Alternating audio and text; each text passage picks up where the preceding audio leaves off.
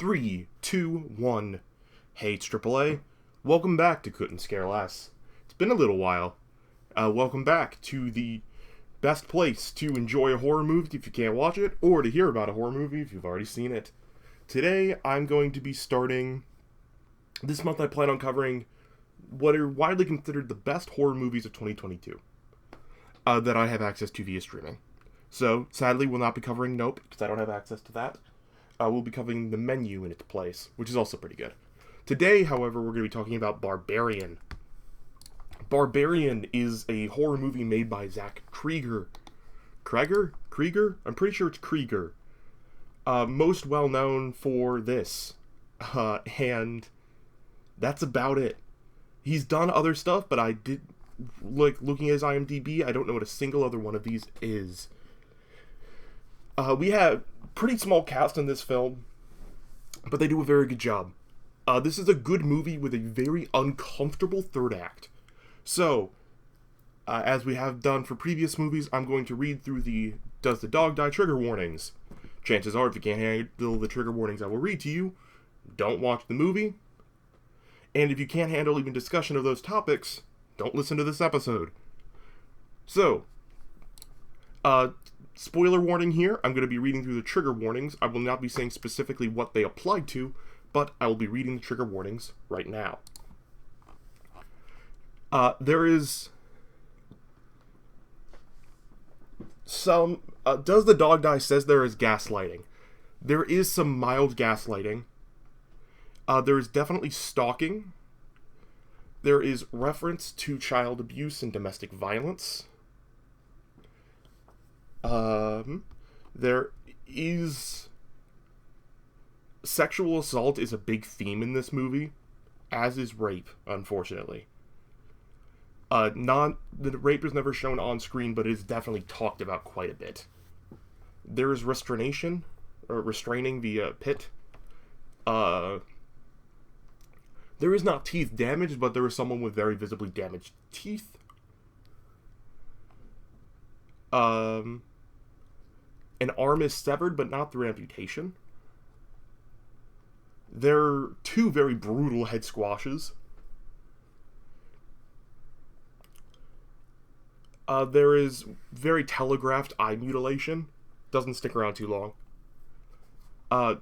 Torture is not shown on screen actively, but it's a prevalent thread throughout the third act that it occurred. Near the end, there's some heavy gore. There is choking / struggling to breathe. You don't see a bone break, but there is removal of an arm, as mentioned earlier. We are told about incestuous child abuse and rape off screen, but none of that is on screen, thankfully. If it was on screen, I would not be covering this movie. Does the dog die here for the self-sacrificing has yes marked? I would disagree with that. A parent technically dies, but you are glad when they do. Kidnapping does occur in this film. There are mild jump scares.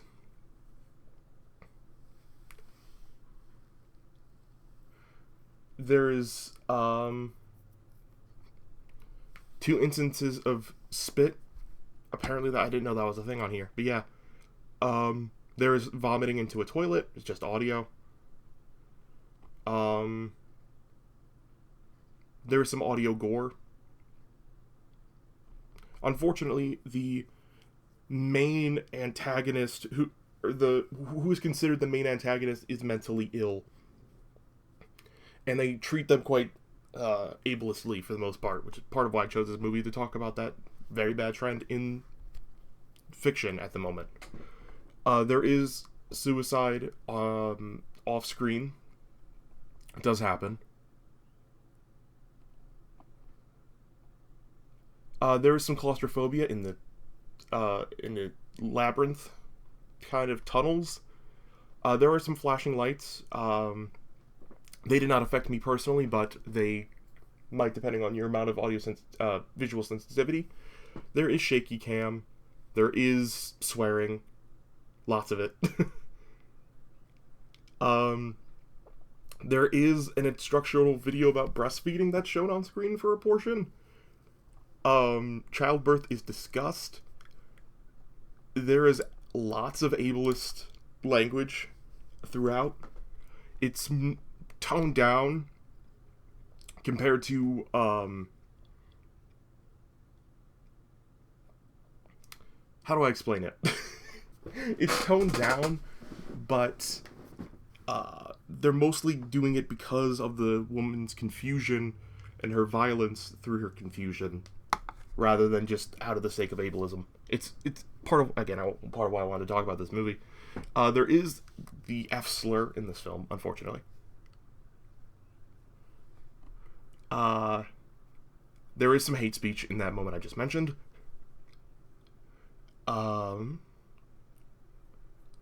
There is non-sexual nudity of the upper chest of the woman in question. There's absolutely sexual content. And incest, and technically sexual objectification by the villains, not shown on screen or done on screen. There is homelessness. The ending is very bittersweet, so it is marked as a yes under the sad category. There are car honks and tire screeches. There's an intentional car crash. Someone is hit by a car. There is gun violence via suicide. This says, quote, so much blood and gore. It's not that much if you're used to horror, but it's a bit if you're not. And that is the numerous... There's quite a lot with this film, but there's a reason I want to talk about it. And I'll go into the spoiler-free synopsis. This movie's weird. It is exceptionally clever in its first act, which has a very well-constructed subversion of the classic "don't go in there, they go in anyway" trope in horror and storytelling. The first act is absolutely its strongest point. The second act is still quite good, with a very unusual choice of protagonist for the second act, which I think is quite good. Not the person, he's awful, but I think it was a great choice for the themes. This has some amazing editing. Maybe my favorite editing in a horror film from 2022 that I've seen. Again, I've heard great things about Nope. Not seen it yet. The way Act 2 is structured isn't quite good enough to carry Act 1's energy all the way through, like it tries to.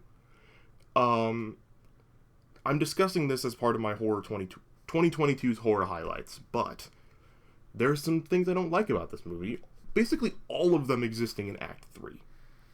I hate the choice of baddie. For the love of God, horror directors, please stop making your monsters just look like people with severe Marfan syndrome. Sincerely, someone with Marfan syndrome. I'm so sick of it. It started all the way back in Rec, and it's still a thing. It's still a thing now in 2023. It's probably going to keep being a thing, and the Creature in Smile takes a form like this. Obviously, we have this film. I'm just sick of it. Stop it. Stop it. And I hate where they come from in this case, with their origins and such. And I know it's part of, like, the movie's themage. But if I had known the movie's themage going in, I don't know if I would have seen it. Which is partially why I do the trigger warning section. Is if you don't want to listen to me talk for an hour about a movie that's going to make you uncomfortable, don't listen to it. I've got other episodes, you know? This movie also, I had a very big discrepancy between my opinions from the first watch through and the second. I loved it after the first watch through, but then I actually looked at it more analytically to watch the second time for this podcast script, and I realized how much I didn't like about the film. Mostly its third act and how insensitive it is. Does it have a point? Yes. Does it have a very good message and theming? Yes. Could it have been done better? For sure. Like, no doubt about it. It's still good. It's still worth talking about. But the third act does not sit great with me. It might sit fine with you. it probably would sit fine with most people if you can handle the content. But anyways, that's my preamble. I've been talking about 10 minutes. I've been talking about the movie for about 10 minutes before talking about the movie. Let's get into our synopsis. The movie opens on a dimly lit doorway outside in the rain, with the thunder and music both swelling as a car pulls up, parks in front, as we see a young woman pull out her phone to read instructions for entry into the house as she is rented to stay the night here. This is our protagonist for Act 1, Tess, played by Georgina Campbell, who you might recognize from Black Mirror, His Dark Materials, or All My Friends Hate Me. I've only seen that first one of those three, but those other two seem to be quite well known, popular. I've heard of both of them. She gets out of the car, enters the code into the lockbox to find no key inside. She then shakes the doorknob in frustration, sees, no one home, calls the owner, and just gets her voicemail. She then wisely makes her way back into the car until she notices a light on inside. She then agitatedly spams the buzzer and sees a man turn on another lamp from inside and open the door for her. This is our other primary character for our first act, Keith, played by Bill Skarsgård, who you may know as Pennywise from It Chapters 1 and 2. Are both of our characters for this first act. They're the only real two characters of note in this first act. Tess and Keith are both played to perfection by their actors. Bill Skarsgård plays Keith excellently. Georgina Campbell is amazing with Tess. They both feel like very fleshed out, real people. It's great. Keith opens the door with some sleepiness still apparent in his voice, and confirms through her questions and responses that the house was double booked. Booked to Tess through Airbnb, and booked to Keith through HomeAway. Keith invites her inside, and for some inexplicable reason she goes inside. Girl, you're in a horror movie. You're in this weird house in a storm that apparently got double booked, which I've never heard of happening before, and you go inside the house? Pardon? Don't do this, friends. The first thing she does is go to the bathroom after telling the sketchy man to pull up his reservation confirmation to see when she gets back out. She obviously doesn't know that she's in a horror movie, and it ends up being fine. But even if you're not in a horror movie, we live in a very twisted, awful, unsafe world. If you're ever in a situation remotely like this, be smarter than this, please. She goes to the bathroom, leaves, only to get jump scared by Keith. Just an audio jump scare, he's not actually out to get her. When he peers behind her with his reservation confirmation, which is accurate and intact and verifiable, confirming he didn't just break in to sleep the night through. Tess says that she'll call, find somewhere else to go, but old stereotypical gentleman in air quotes Keith insists that it's not safe for her to drive around looking for somewhere to stay, and this is apparently bad area near Detroit, and says that she could hang out inside and look for places to stay on her phone where it's bright and warm and she has a nice safe locked door to protect her, which is something he says, which I thought was weird. But she would have numerous locked doors in her car.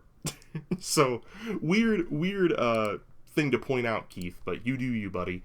We're only 10 minutes in, and the simple mix-up, combined with some good musical score, and an interesting setting, already brings about this wonderful, pristine bit of unease, even though nothing's happened. It's just, I think part of it's even just the anxiety of this kind of situation would have. It's great. She sits on her phone on the couch to surf her phone, looking for hotels. And they kind of introduce themselves while her face still on her phone. Keith gives her the Wi-Fi password. Keith asks about making tea. She declines. Then offers a bottle of wine that has a little bow on it, which she then declines. Tess then calls the first hotel that she found and learns there's no rooms for the night. And apparently, according to Keith, there's some huge medical convention in town, and he thinks she probably won't find anywhere to stay. He offers to sleep on the couch and give her the bed, and tomorrow they'll get a hold of the owner and get both of their stays covered. Again, don't do this. If anything, she should sleep on the couch, where she's closer to the door and her car. That's what I would do anyways. Or for when I would just sleep in the car. It's at this moment that I love my notes on this. It's at this moment that any logical individual would nope the frick out and find a nice McDonald's parking lot or something to sleep in their car at. Having seen the film, I know Keith is actually fine, even though he's, carrying red flags in both arms. But she should not under any circumstances accept this offer, but she still does, because movie has to movie. But she insists that she sleep on clean sheets. So sheets go in the washer, which also gives them, reason to stay awake and talk. Where are my notes? There we go. And then she comes back. There's this great shot of this menacing cup of tea that she didn't want. She said no to, and it's just sitting there menacingly, and I love it. As someone who has very intense texture sensitivities with food and drink, if I ever tell you no thank you to a food or beverage, do not give it to me. In this case, it's kind of like, what if it's a roofie in it? There's that kind of subtext going on. But for me, it's just like, don't frickin' do it, it'll go to waste. So I quite enjoyed this moment where there's just this cup of tea as the main tension piece. Keith brings in her bags from the car, unloads them into the bedroom, which she then unloads in the bedroom and finds his wallet sitting unattended, where she finally does a smart thing. Takes out the ID from the wallet, takes a picture of it, and then presumably, hopefully, sends it to someone she trusts, who she can, who instruct to check in on her, something like that. I don't think that later part happens. But that would be the smart thing to do in this instance. We see later that she's just kind of looking through her phone and looking at the ID picture. But, why take a picture of the ID if you're not going to send it to anyone? Because clearly he would search your phone, see that, and just delete it. I don't know. She takes a shower. Comes out of the shower, sees Keith sitting at the table with the bottle of wine, bow in tow, and 2 glasses. Which he makes a very good point. That he wanted some of the wine, thought she might, but did not want to open it with her not there. Because then there's no chance she would drink any. Because he opened it without her there. So who knows what he put in there. To be fair, if this guy, was top level creep, home bottling a bottle, rebottling a bottle even, isn't that hard. But, sure. He then opens the bottle of wine. I don't know why I wanted to make that sound effect. But he also mentioned that she didn't drink any of the tea, which is part of why he did this, which makes sense because she said, no, I don't want any tea. So chances are, she didn't want any tea, my guy. I love this scene. Because, to quote Dr. Doofenshmirtz from Phineas and Ferb, I know, not who you expected to hear me quote in a horror movie podcast episode, she's been trapped by social convention here. Because it would be considered rude, probably, to not accept this wine that's being poured for you, that you know has been safely opened and is not contaminated at all. But logically, she probably doesn't want to drink any of it. With some dude she doesn't know, in a house that's creepy, under weird circumstances.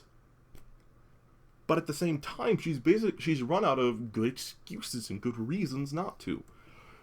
Obviously, I think it's absolutely fine to just say no here.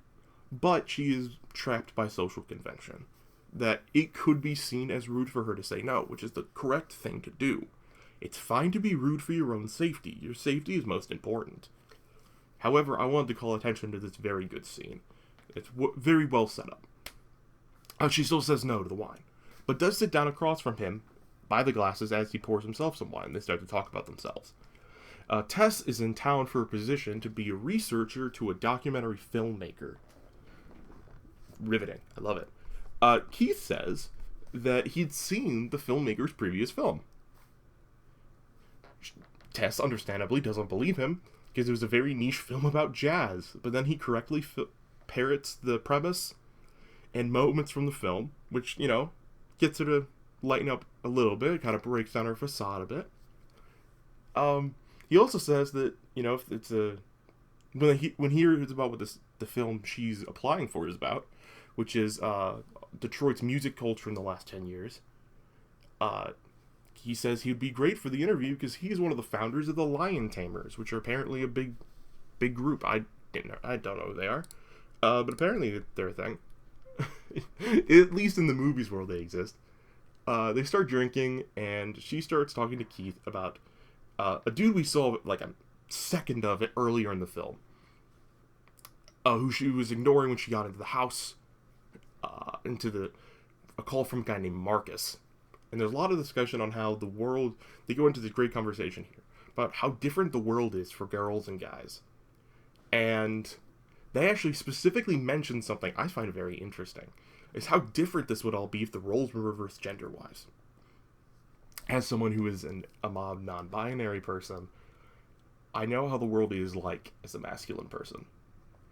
And as someone who isn't a cis male, but can pass, I know just how different the world can be when you're trying to pass and when you're not. But I wanted to take a minute to reflect on how the film would be if you did reverse those roles. If a man knocks on the door of an Airbnb a woman is staying at, claiming to have been double booked into that same Airbnb, regardless of whatever the hell is on his phone, she should absolutely never, ever, ever, ever, ever let that man in the house. Under no circumstances. But in the world of this movie, and I think, most people would, some people would agree, I would not, that with the roles reversed, if it's a girl out on the doorstep claiming to have been double booked in the Airbnb and it's a dude inside, I would not be surprised if that dude let her in. Should he? Absolutely not. That's horribly unsafe, unwise. Absolutely not. But if you were to present this to, a layperson, maybe someone who's, not as up to date on gender politics. I guess that's the best way to say it, up to date on gender politics. They would agree that, it'd be fine for the guy because the guy is strong or whatever and can protect himself, which is bullcrap. But I do appreciate the movie calls this out, especially early enough in the film that it does, to kind of let us know that gender is going to be a thing in this movie. And how the world is very different depending on your gender. Anyways, great scene. I love it. They both act the hell out of it. After some alcohol and relationship advice, there's also kind of a cute scene where they put the duvet on the bed. Air quotes smoothly, which results from Keith basically putting it on him like a sheet ghost and then getting her help to flip it off him, and it's really funny. And then, which is their goodnight, close the door. Notice, unlike every other time that Tess has closed the door, she's closed and immediately clicked the button to lock it, twice. Just to make sure. Since she doesn't close the door, she doesn't do that this time. So while she's sleeping, the door slowly creaks itself open, waking her up. And for whatever reason, instead of just running out the front door, locking the door, or, just noping out the nearest window, creepy house, door opens itself. Not sure she locked it, because we don't see her lock it like she locks all the other doors. What does she do? Walks out into the living room, where Keith is moaning on the couch. It sounds like one of my PTSD episodes. He's kind of shaken too. He's having a bad dream of some sort, PTSD or otherwise. This is kind of weird. She tiptoes out into the front room where he's asleep. He's kind of crying out in small yelps. Over her shoulder, though, we hear and see another door close itself, the door that we later learn leads downstairs. And as she reaches forward to wake Keith from his sleep to ask about the door, she wakes him up. He understandably freaks the hell out because being woken in traumatic sleep is horrifying. Been there, done that. That actually happened to me not so long ago. We were on a road trip to New York for Christmas, I had fallen asleep in the passenger seat. Apparently, I was kind of wasn't having a great dream, and my mom accidentally bumped into me trying to read something across from me, and I like yelped and woke up in fear. It's not great. Poor Keith. He's like, no. She asked him, "Did you open my door?" He's like, "Obviously, I didn't open your frickin' door. You had to wake me up from traumatic sleep. What the hell?" Say, obviously, he didn't do anything. And she just goes back to bed. Just locks her door this time. This is one of the few moments from Tess where I'm like, Tess, what the hell are you doing? Moreover, why the hell are you doing it? So, what would this accomplish? Best case scenario, what does this accomplish? Someone opens your door, right? Your door opens itself, rather, is what you believe at this point. Because door opens, you can immediately see him. As soon as she gets up out of the bed, you can see it. So her logic brain should kick in here and go, well, he didn't do it because he's asleep right there. I would have seen him move. You know? So what does she do? She wakes him up anyways. Obviously, the door would not have opened itself. Logically speaking. So she should have, told him, hey, the door opened itself. I'm going to go sleep in the car. That's what I would have done. And then up to him, whatever the hell he does. But, yeah, no, not her wisest moment. And because she doesn't think through this logically, what happens later ends up happening. She wakes up and has slightly overslept. There's a nice note from Keith wishing her good luck at the job interview and stuff. It's pretty wholesome, actually. She gets ready, goes outside, and now in the daylight, she can see how absolutely desolate this whole neighborhood is. Holy crap, it looks like a war zone. It's really bad. Houses are visibly falling apart and are disrepaired and graffiti everywhere. And then she drives to an interview at a coffee shop or restaurant or some bougie place with tables and coffee. I don't know if there's food or not. Food's not seen, but I see people drinking cups of coffee in the background. And has her interview with a wordless transition. As they finish up the interview, who, if I remember correctly, her name is Catherine, asks where she's staying. And the shock on her face when Tess says that she's staying at an Airbnb in Brightmoor is incredible. Who plays Catherine in this? It is Kate Nichols. Her face acting in this scene is great. It's just like, it's perfect. The sheer shock on her face when she's like, excuse me, what? You're in Brightmoor? Oh, no, honey, you can't be there. It's great. It's a great little exchange. I love it. But for some reason, despite that warning of, no, you should not be there, and the pure shock and fear on that woman's face, she still goes back to the house. But she lingers outside the car a little bit too long, and hears a man yelling from down the road, hey, little girl, and then just starts sprinting at her, yelling, come here, come out of that house. Is a great moment of, mundane horror, where there's, it's a creepy man running at her, yelling. It's not heightened, it's just very stuff that happens every day kind of horror. And sometimes I like that, where it's not elevated above the day-to-day. Obviously, we get some of that later, but anyways. She yeets the frickin' side. Though instead of, again, another Tess brain no worky, rather than going 3 feet behind her into her car, locking the doors, driving away, something like that, she goes about 10 yards, give or take, to the front door, fumbles for the key in the little lockbox, opens the door, gets inside, locks the door behind her. Takes her about 45 seconds, maybe a minute, to do it all, as he's running from down the road. Rather than just noping back a few steps and getting in her car and locking all the doors and going away. Because she could drive faster than that man can run. Putting herself in the house means she can't run. So, and yeah, it happens. Movie, panic, etc.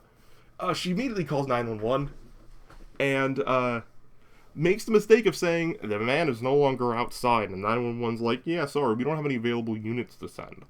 Pro tip, if you're in a dangerous situation like this, and you're not sure help's coming, It's okay to lie a little. Most states, it's legal to lie to a 911 operator to secure yourself your safety. Is it going to look great? No.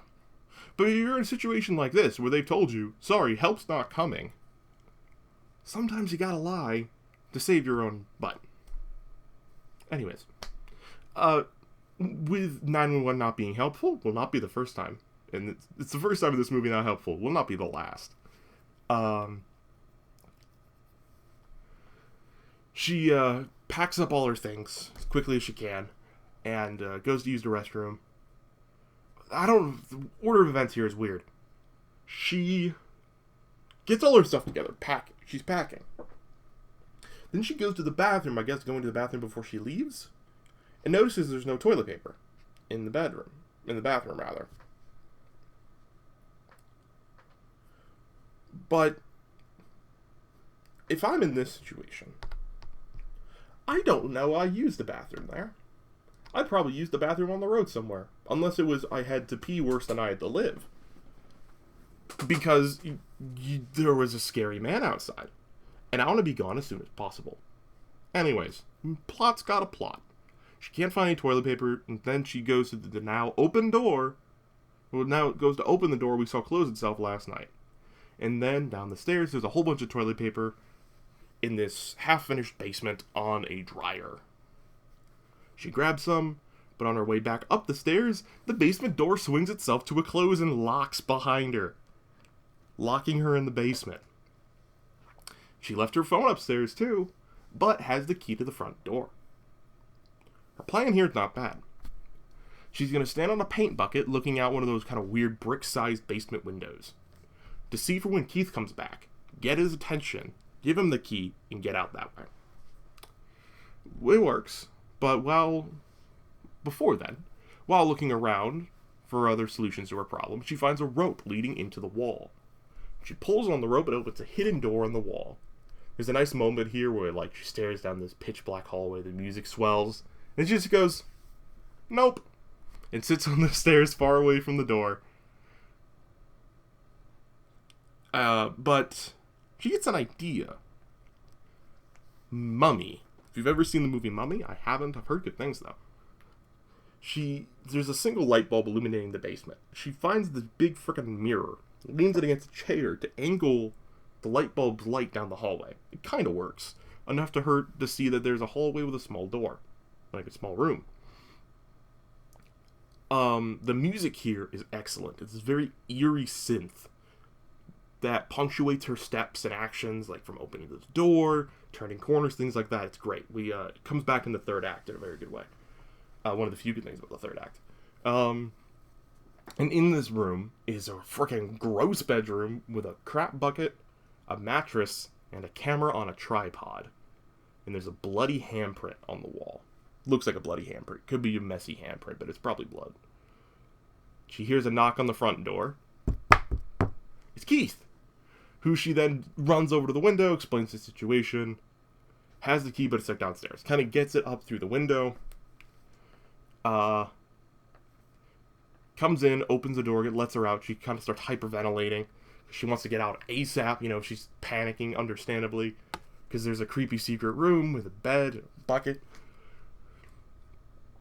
She starts describing the things down there, and understandably, she wants to get out of there, ASAP. But for some reason, Keith really wants to see it and see why she's so scared. And he stops to explain to Tess that he can't afford to just leave the only place he could find to stay because of a spooky, creepy, sorry, I'm trying to stop using that word, unfinished basement. And he implores her to just wait while he checks it out to ensure he doesn't get locked out. He tells her he'll be back in 30 seconds, which is not enough time to get there, but okay, Pennywise, you do you. And I love this. She just stands at the top of the stairs, holding open the door, calls down to him. He says, yeah, he sees it, but then goes silent. She goes down the stairs a little bit, the door starts to close behind her, but she catches it, sprints up, grabs a chair, and props it open. She calls down to Keith again, but can't hear him.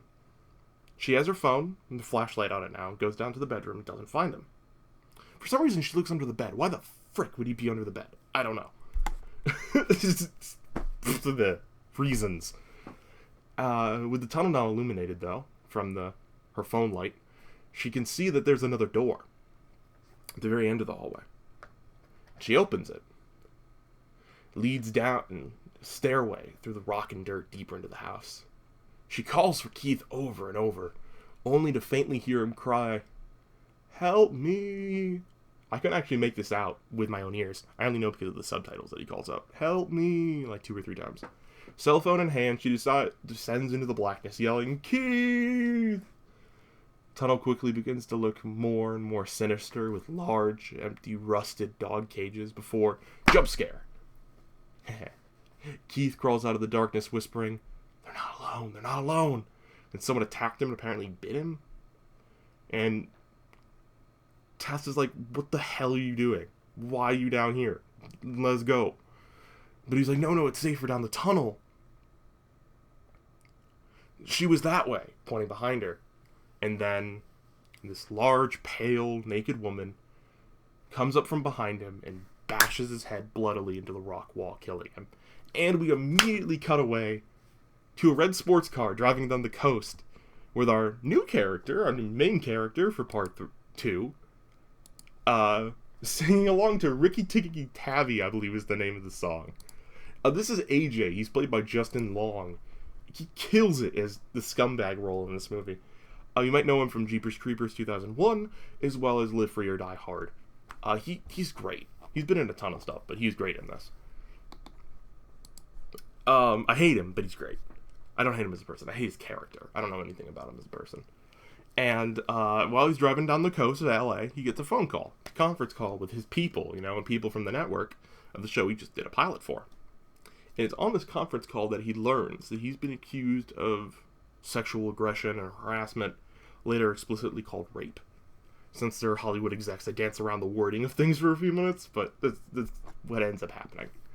He seems completely shocked and learns that the network is going to investigate, and if the show does get picked up, there's no chance he will be involved. His initial reaction after learning he's out of the show is that the situation has been, quote, blown out of proportion, which is an interesting reaction, methinks. He's then advised with someone on the call named Melissa to not disclose any details or attempt any explanation on this call. And he then learns that this will all be in the Hollywood Reporter tomorrow, and that the accusation is hard R rape. Yeah. Movie got to a very different kind of heavy very quickly here. The news is, his mouth is agape in shock for several seconds, and he hangs up the phone, pulls off the road.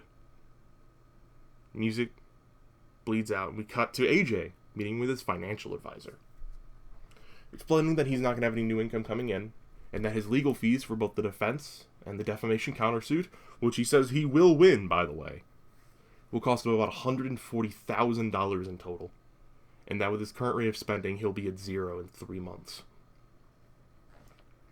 He explains that he owns properties in LA and Michigan, but his LA mortgage is what's killing him. It's going to bankrupt him. And before he can make a plan with his advisor, he explains that he's going to be giving back his files to AJ at the week's end, because they can't keep him on, understandably. Good job, firm. You did it. AJ then gets on a flight, flies to Michigan, and calls Robert while boarding a rental car leaving the airport, and that he wants, asking to be able to get in touch with the actors to nip it in the bud. He's been informed that not only should he absolutely not do that, obviously, that he's been informed he's not even supposed to leave the state in case he's, they come to arrest him for his crime. But he insists that he had to do some liquidation of assets to afford his legal fees. So, AJ's first stop on his liquidation tour is 476 Barbarian, the doomed Airbnb. He pulls in with Tess's car still out front when he enters. The first thing he sees is a chair holding open the basement door, and then sees the luggage in both the bedroom and bathroom, and then calls his property management people going, "Yo, what the actual hell? Why are there people's stuff here?" apparently several weeks later after they were supposed to have left. He gets completely blown off by Bonnie from his property management firm, which this phone call is great. I love it. She clearly does not give a crap about his petty problems, which aren't so petty in this instance, because if it were a different person, they would be less petty. But he's a craphead, so I don't really care. He sucks. And then he calls his mom. I love the phone calls we get with AJ, because it tells us a ton about his character without feeling like exposition. It's great. His mom loves and supports him, and we learn he's a very unloving and a harsh dad. And yeah, in case you needed more proof that AJ is a piece of human garbage, he gets a call from his friend, hangs up on his mom, and goes to the hard F slur to say, "What's up, blankety blank?" It's the first slur I've heard in a modern horror film in a while. Granted, I've not seen Nope or the new Candyman. I don't know if either of those do, but those are the other two that would strike me as possibly having it, because those have both racial themes as far as I know. But yeah, AJ goes out drinking with this friend, and the friend's like, "Yo, buddy, real talk, man to man, you bro to bro, what really happened?" And this is where the movie tells us, okay, this is a theme in this movie, so we're going to tell you explicitly AJ's part in it. Direct quote, with some censorship. "We effed. She just took some serious convincing is all." Friend goes, "Okay, what the frick does that mean?" She say no. AJ confirms she said no at first, but, quote, came around. So yeah, AJ R-worded this woman, and his inevitable death shall be very satisfying for all of us watching. Comes home from the bar, drunk calls Megan, the actress, and apologizes, air quotes, to her voicemail with some very cry-eyed manipulation. He wants her to call her back so they can talk it all through, and he'll apologize again. It's very manipulative man verbiage all throughout. You see a lot of that in his dialogue throughout this film. He then crashes in the bed, wakes up, vomits a bit, finds Keith's toothbrush in the bathroom, as well as Tessa's laptop in the bedroom, and then goes to investigate the creepy basement that had the chair holding it open. A great scene here as well. AJ hears a noise in the basement, and his reaction is great. Again, direct quote. He calls down to the basement, thinking there's a homeless person in there. "Okay, here's the deal. I have a gun. I'm going to go down there and open up on whoever I see in the next 30 seconds. Unless you come up here, then I'll let you go." He has no gun. No one comes up in that 30 seconds time. But he gets himself ready to, frick someone up with a flashlight and a cheese knife. A cheese knife of all the knives he could have grabbed from the kitchen. He grabs this little stubby cheese knife. It's great. He goes downstairs, sees the mirror propped up towards the secret door and rope, which he opens, because he's a person with a low IQ in a horror movie, and he finds a creepy bedroom. And we then immediately cut to him on his laptop upstairs, researching if he can count it as extra square footage, because he wants to try and sell this property for more money. In case you're wondering how much of a scumbag we're dealing with, that's what we're dealing with here. He sees all the same red flag filled room, but his first instinct is, can I get more money for this? With profit in his mind, he rearms with the cheese knife and flashlight, goes once more into the grossness, now with a tape measure in tow to measure everything. But then he bumps into the second hidden door. I personally love this reasoning for a scumbag character to go into the obviously creepy, awful place. Great choice. I love it. It's also really funny seeing him excitedly wander through these dark tunnels with his little tape measure. It's some great dark humor. Because his mind's like, money, money, money. When we know it's a horror movie. We know there's gonna, the woman's gonna come out and make his brain pulp. Well, not quite, but that's the assumption at this point if you're watching it for the first time. It's lovely. It's why I covered this movie even though I don't like the third act, because the first and second act are so solid. I also had to just get something out of my eye. He makes it further in than either character before him did. We're approaching our third act now. quite yucky third act, which will have a lot more content warning, content warning material. We get to our first icky room. It's a room full of blankets all across the floor, with a small TV playing a video on how to nurse a baby. Yeah, thankfully we don't linger in there too long, as someone starts pulling on the tape measure with high aggression and speeding down the hallway. Starts it just yeets out of his hand and rockets down the tunnel. He yells, "Who's there?"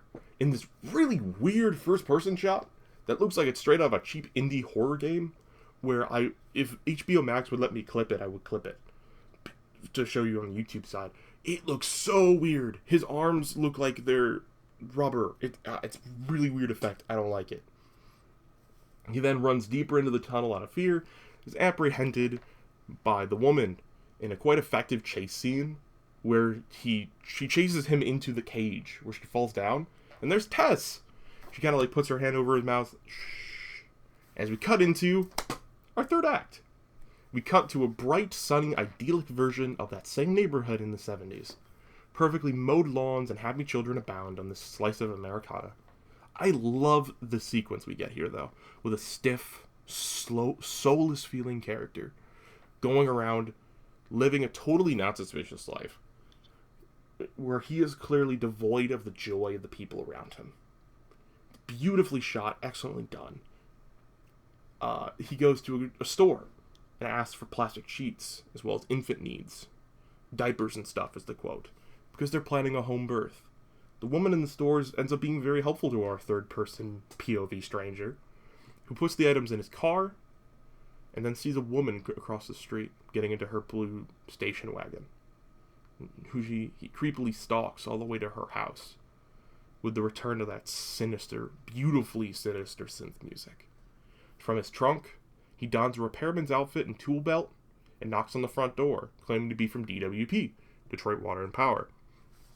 Goes in the bathroom, tries the water, it works.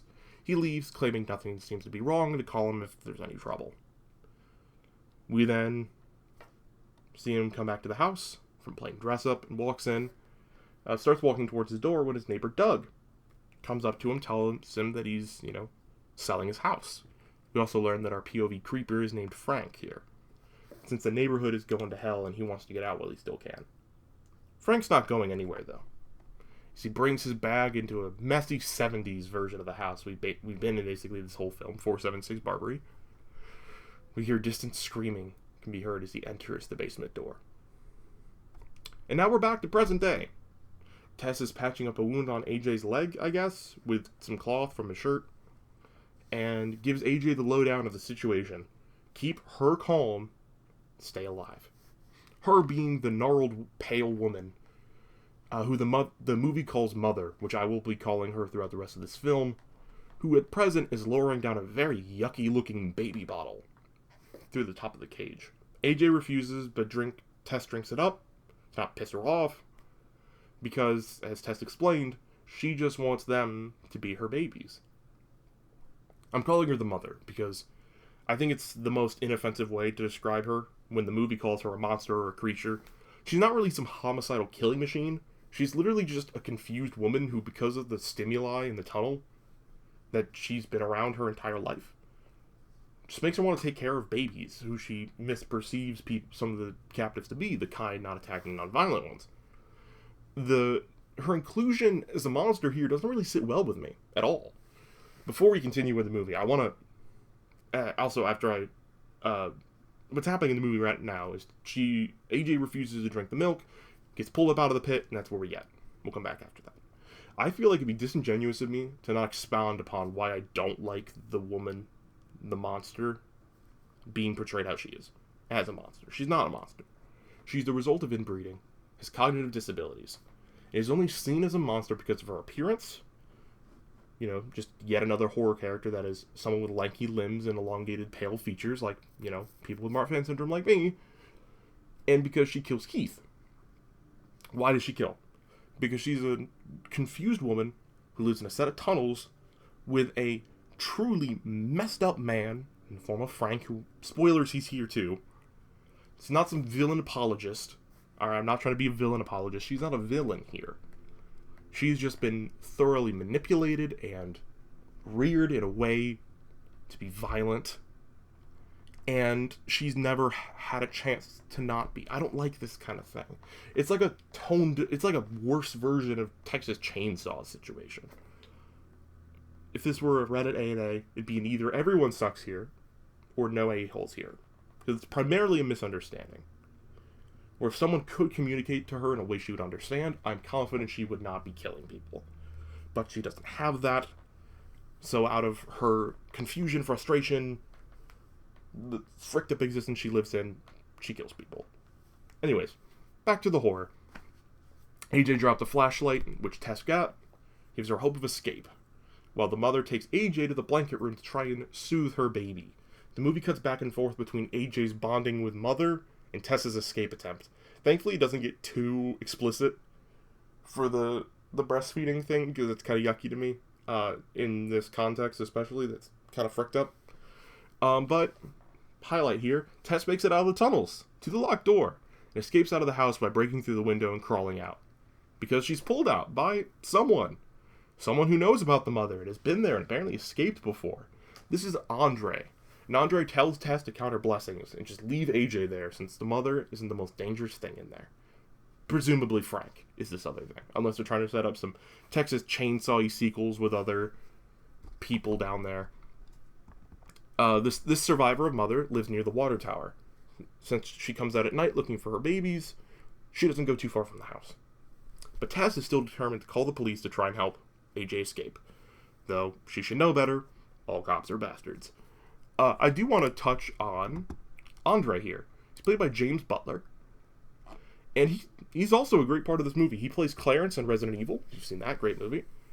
He plays Otis in The Big Game, and he's the drill sergeant in Snowden.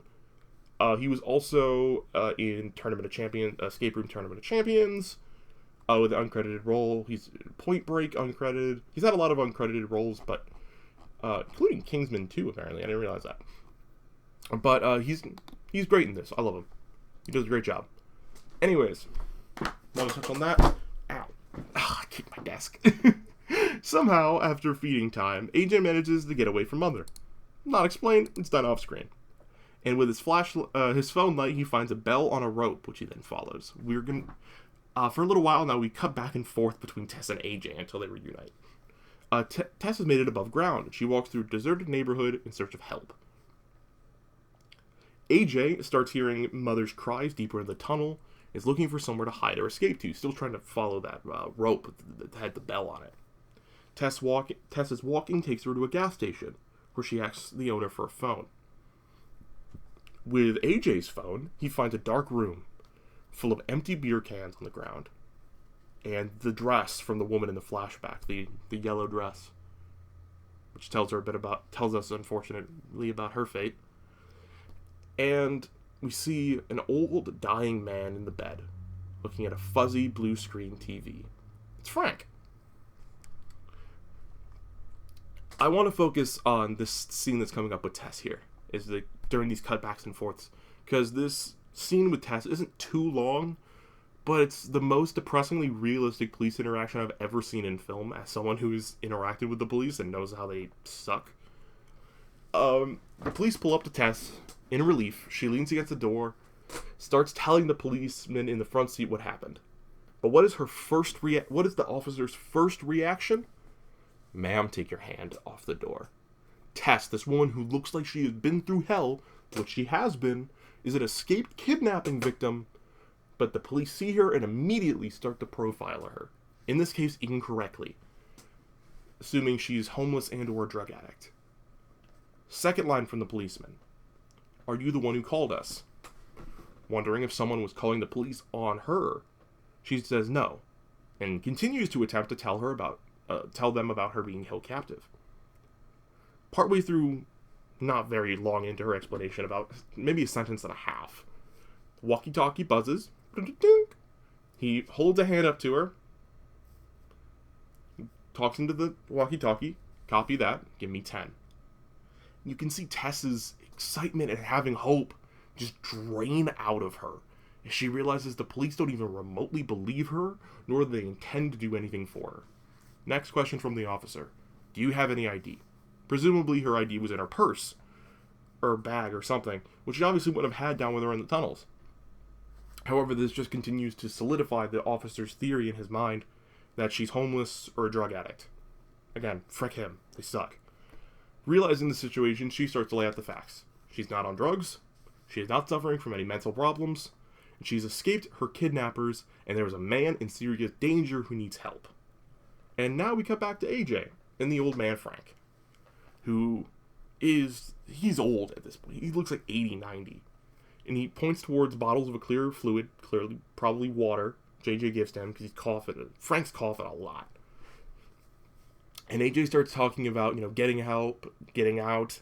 I find it very interesting here that AJ starts to say, we're getting out of here. Then immediately corrects himself and said, he's getting out of here. AJ's getting out of here. And he's going to bring the police swarm in. I love that little dialogue detail. AJ's got a couple of those.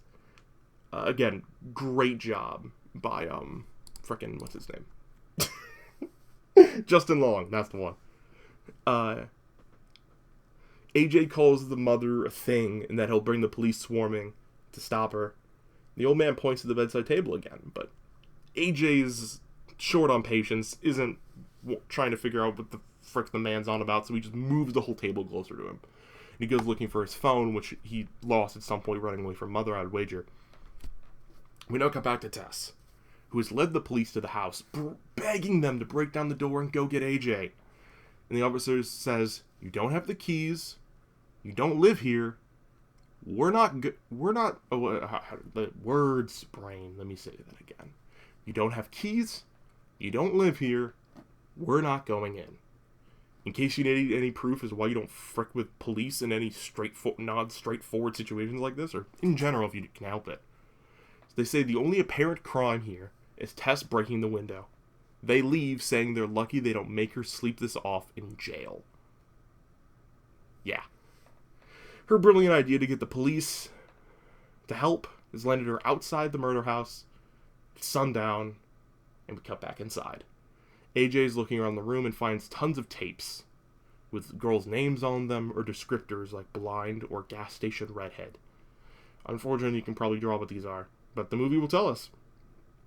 Never thankfully shows us, but we know for sure now what Frank was up to. Big yuck. And unfortunately, AJ's curiosity gets the better of him and he pops at a tape. While that's happening off screen, Tess breaks into the house through the bedroom window and grabs her car keys. We cut back again to AJ turning off a tape to the sound of a woman screaming. AJ starts yelling at Frank for being the rapist piece of trash he is. Ironic, isn't it? When he pulls a gun from the bedside table, Frank does. Frank slowly raises a snub-nosed revolver to his temple before blowing his brains out off-screen. Good riddance. But AJ cries to try and stop him, knowing the sound will bring the mother. Tess, from her car outside, does not hear the gunshot. She turns her car towards the house, expectantly, as Mother runs out the front door, screaming, crying out. Mother runs towards the car. Tess shifts gears and runs into her, straightening through the side of the house, stalling the car. Her car gasps, stalls, making bad mechanical noises of fricked up, as the mother starts cracking the windshield with the flat of her hand. I'm sorry, what the hell? Apparently this mother has some sort of super strength. I'm not going to try and explain it. She has augmented strength, I guess, because mutant's got a mutant. I guess she's meant to be a mutant of some sort. Especially in the comment we get later. But yeah, she has enough strength to crack the windshield with the flat of her hand. But after a few punches to the windshield, the mother lays down on the front of the car, her eyes unmoving, appearing dead. Spoilers, she's not dead. AJ has now taken the revolver from Frank, is making his way out of the tunnels. With Tess also now back in the tunnels looking for AJ, thinking she's killed Mother and they're free, not knowing Frank was ever even down there. She hears a noise and calls out, "Hello?" Bang. And gets shot by AJ. Yeah, that happened. It's not the miss, though. So AJ comes to try and get her out, realizing his mistake. They make their way outside, see Mother is no longer pinned to the house, and they hurry on foot towards the water tower. Andre lets them inside into his abode. AJ's looking for something to patch her up, but there's nothing clean there to patch her up with.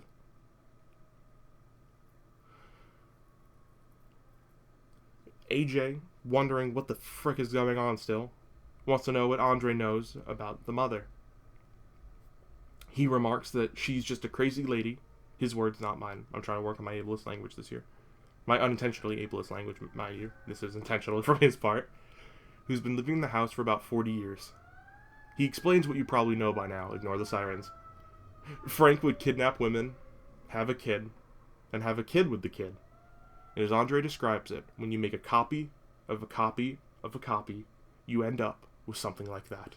So yeah, yuck, and also frick this movie for making this third act like this. You suck all the rocks. I hate you. Bad. You could have done this better and still told your very compelling story in a way that was less yuck. AJ wants to get Tess to the hospital as soon as possible. Since it's his fault and he doesn't want her to die. Again, look where his priority is. It was his fault if she dies. Starts questioning if he's a good person or a bad person. A bad person or a good person who's just done good things. Obviously, he's still thinking about his own rape allegations. So yes, Frank and his 1,000 degrees of fricked up have a narrative purpose here. It's drawing a line from Frank to AJ and how similar they are, and how they are both awful people and monsters for doing what they've done. And that non-consensual sex is rape, and Frank and AJ are both monsters for their crimes. Granted, Frank has done more of the crime than AJ has done. He's done it more times. But they're both still equally bad people in the movie's perspective, basically showing that they're as bad. We'll get to that later, actually, when we talk about what Barbarian means in the movie's context. Andre insists, though, that they're safe where they are, and they just need to wait, because he'd been living 15 years and she's never come there. Right as she Kool-Aid mans through the wall behind him, rips off his arm, and kills him by beating him to death with his arm. In an incredibly cool scene. I love it. Tess screams, they both run, and in the backward you can see Andre being beaten to death with his own arm. It's great. Great shot. Not too gory, but it's great. I love it. Low on options, Tess and AJ have to scale the water tower, for some reason, as Tess grunts in pain. At the top of the tower, Tess tells AJ to just use his gun, which he fumbles and drops down to the ground beneath them. Starts panicking at their hopeless situation as we approach our climax. The mother reaches the top of the tower, so AJ grabs onto Tessa's hair, saying he can make it if she slows her down. Grabs Tess by the hair, calls out, "Hey, come get your baby," and throws Tess over the side of the water tower. Yeah, frick AJ, all the times. It's a slow motion scene with Tess dramatically falling. Mother jumps down, arms out, eager to save her. AJ just walks down the tower, opens the gate for himself, grabs the gun, and walks towards both Tess and Mother. The mother seemingly put herself beneath Tess like a mattress to try and break the fall for her. But Tess is alive.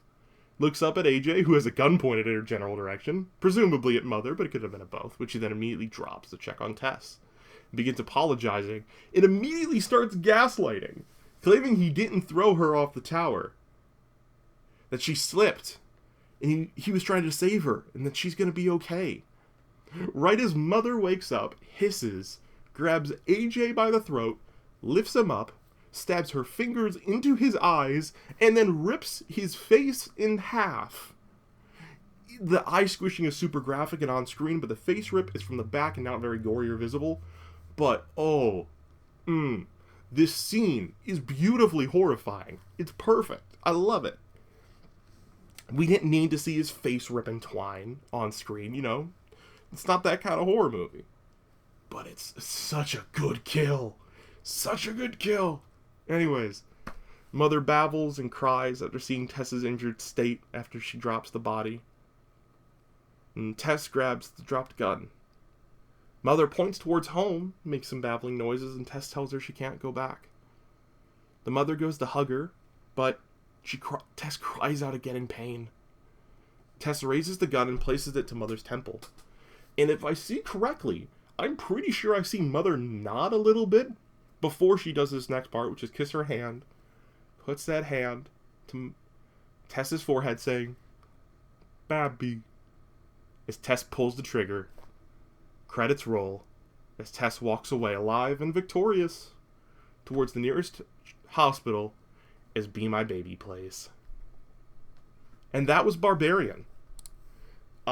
Considered one of the best horror movies of 2022. I do agree, from the 2022 horror movies I've seen, it's in the top 5.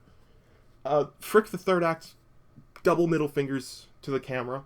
I'm not face camming for this, but if I did, there'd be 2 middle fingers. Because, holy crap, you could have made this movie with a whole lot less degrees of effed up. I know that's kind of what you wanted. It's not, but because of that, you've made a very good movie, otherwise unapproachable.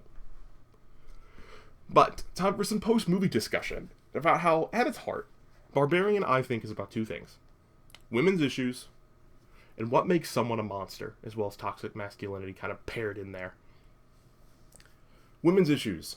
One of the first things this movie points out to us is how radically different the entirety of said movie would be if the gender roles were reversed.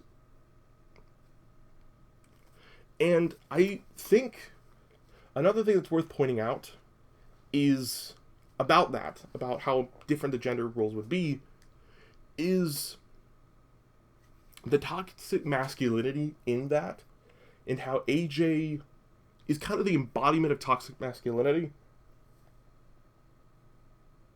And that things happen the way they happen because AJ's a guy, Tess is a girl. The way he sees Tess throughout the movie, I think, is she's someone who can help him, not someone he actually gives a crap about.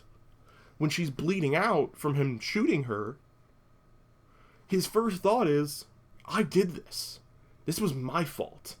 Not, holy crap, I just shot a human being who's been nothing but nice to me. It's, this is my fault. She can't die on me. It's someone more informed on women's issues than I should probably do that kind of analysis, going more in depth, but I wanted to at least touch on it before talking about the thing I definitely can talk about. What makes a monster, especially in film? There are 2 real monsters in this movie. AJ and Frank. And if you say otherwise, you misunderstood the film. AJ and Frank are both violent rapists who only care about themselves and don't care about the people, especially women, in their lives who suffer from their actions. And that's it. That's the theme of the movie. Is monsters don't always look like monsters. And the whole, the real monster was man the whole time kind of shtick is true. But before I wrap up, because we're nearing my hour point, which is typically how I try to end these, I want to talk about something. Director Zach Kreger says that he doesn't know why the movie's called Barbarian, which I found interesting. Obviously, part of it's referring to Barbary, the street address, and someone living at a house on Barbary could reasonably be called a barbarian. But I think it actually means more than that. Depending on what kind of lens you view the movie through, you could see both the mother or Frank as the barbarian, which is fitting because they're the 2 people living there. Frank was a barbarian, an uncivilized man who committed atrocities, much like the Vikings, for whom the term barbarian was historically used, primarily. Or them in the Germanics. The Vikings, who were known for raping and pillaging, are quite similar to the very crimes Frank himself committed in that house in the 70s, and through how long.